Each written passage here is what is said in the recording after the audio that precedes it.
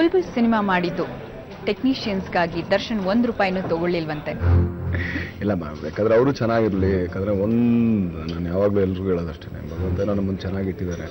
ಅಭಿಮಾನಿಗಳು ಇವತ್ತು ಕಣ್ಣು ನೋಡಿದ್ನ ತಗೊಳ್ಳೋಂಥ ಒಂದು ಯೋಗ್ಯತೆ ಕೊಟ್ಟಿದ್ದಾರೆ. ಸೊ ನಾನು ಚೆನ್ನಾಗಿದೆ, ನನ್ನ ಜೊತೆ ಇರೋರು ಸ್ವಲ್ಪ ಚೆನ್ನಾಗಿರಲಿ ಅಂತಲೇ ನನ್ನ ಆಸೆ. ನನ್ನ ಮನಸ್ಸಲ್ಲೂ ನೆನ್ಸಲ್ಲ ಅಂದರೆ ನಾನೊಬ್ಬ ಚೆನ್ನಾಗಿರ್ಬೇಕಂತ ನನಗೆ ಯಾವತ್ತೂ ಇದಿಲ್ಲ. ಈಗ ನನಗೊಂದು ₹10 ಸಿಕ್ಕಿದ್ರೆ ಎಲ್ರಿಗೊಂದು ₹5 ಹಂಚು, ಒಂದು ₹5 ಸಾಕು ನನಗೆ ನನ್ನ ಖರ್ಚಿಗೆ.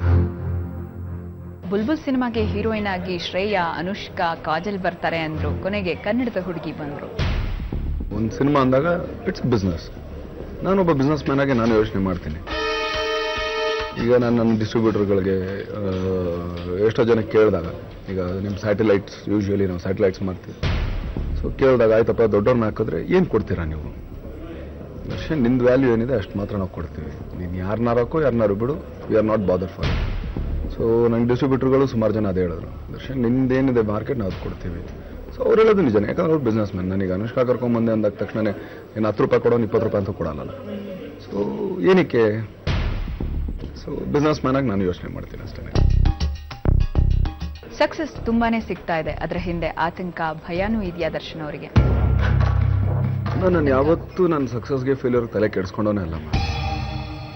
ಸಕ್ಸಸ್ ಆದರೆ ಸಕ್ಸಸ್ ಅಷ್ಟೇ, ಫೇಲ್ಯೂರ್ ಆದರೆ ಫೇಲ್ಯೂರ್ ಅಷ್ಟೇ. ನಾನು ಸಕ್ಸಸ್ ಆಗ್ತೇನೆ, ನಾನು ನೆಕ್ಸ್ಟ್ ಬರೀ ಸಕ್ಸಸ್ಸೇ ಮಾಡಬೇಕು ಅಂದರೆ ನಾನು ಆ್ಯಕ್ಚುಲಿ ದೇವರಾಗ್ಬಿಡ್ತೀನಿ. ಸಕ್ಸಸ್ ಒಂದು ಫೇಲ್ಯೂರ್, ಲೈಫಲ್ಲಿ ಅಪ್ ಆ್ಯಂಡ್ ಡೌನ್ಸ್ ಅಂತ ಏನು ಹೇಳ್ತೀವಿ, ಅದಿದ್ರೆ ತಾನೇ ಚಂದ. ಮಾಧ್ಯಮಗಳು ನಿಮ್ಮ ವೈಯಕ್ತಿಕ ಜೀವನದಲ್ಲಾದಂಥ ವಿವಾದಗಳನ್ನ ಕೆದಕಿದಾಗ ನಿಮಗೆ ಏನು ಅನಿಸ್ತು? ನಾನೇನು ಮಾತಾಡಲ್ಲ, ಯಾಕಂದ್ರೆ ಅದ್ರಲ್ಲಿ ಹೋಗಿ ಬಂದ್ಬಿಟ್ಟಿದ್ದೀನಿ, ಏನು ಮಾತಾಡಲ್ಲ. ಒಬ್ಬರ ಮನೆ ಇದನ್ನ ಏನೋ ಹತ್ಕೊಂಡು ಉರಿತಾದ್ರೆ ಅದರಲ್ಲಿ ಸಿಗರೇಟ್ ಹತ್ಸ್ಕೊಳ್ಳೋದು ಬೇಕಾದಷ್ಟು ಜನ ಇರ್ತಾರೆ.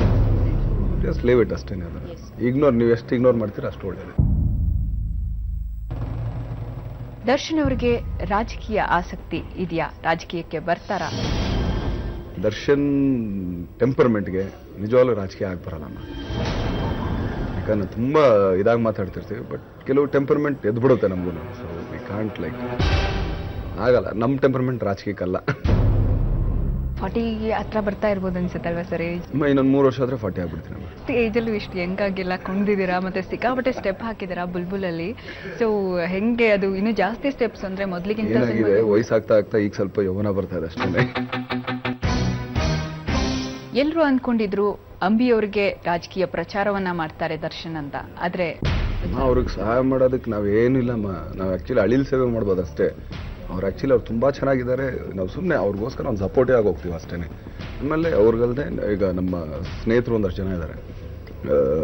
ಸೊ ಈಗ ನಮ್ಮ ಅರವಿಂದ್ ನಿಂಬಾವಳಿಯವ್ರಾಗ್ಬೋದು, ಆಮೇಲೆ ನಮ್ಮ ವಿನಾಯಕ್ ಕುಲಕರ್ಣಿ ಆಗ್ಬೋದು, ನಮ್ಮ ಆನಂದ್ ಅಬ್ಗೋಳ್ ಅವ್ರ ನಿರ್ಮಾಪಕರು. ಆ್ಯಕ್ಚುಲಿ ಭಾಳ ಹೆಮ್ಮೆಯಿಂದ ಹೋಗ್ತೀನಿ ಅವ್ರಿಗೆ, ಯಾಕಂದರೆ ಕನ್ನಡ ಚಿತ್ರರಂಗಕ್ಕೆ ಅಷ್ಟೊಳ್ಳೆ ಸಿನಿಮಾ ಕೊಟ್ಟಿದ್ದು. ಆಮೇಲೆ ದರ್ಶನ್ಗೆ ಬಜೆಟ್ ಅಂತ ತೋರಿಸಿದೆ ಅವರು ಫಸ್ಟು.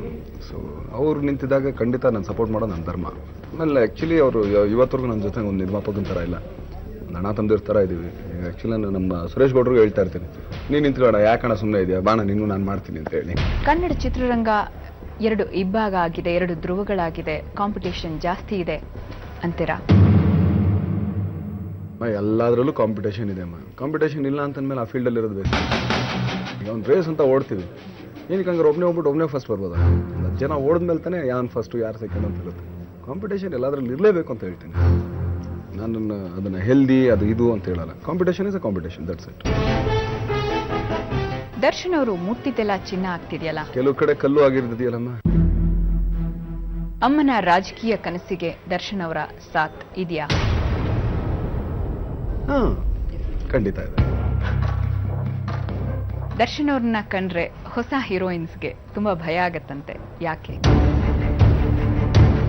ಏನಕ್ಕೆ ಭಯ ಪಡ್ತಾರೆ ಫಸ್ಟ್ ನಾನು ಕೇಳಬೇಕು. ನಾನು ಅಷ್ಟೊಂದು ವಿಕಾರವಾಗಿದ್ದೀನ, ಇಲ್ಲ ಅಷ್ಟೊಂದು ಜೈಜಾಂಟಿಕ್ ಆಗಿದ್ದೀನ ಅಂತ ಹೇಳಿ.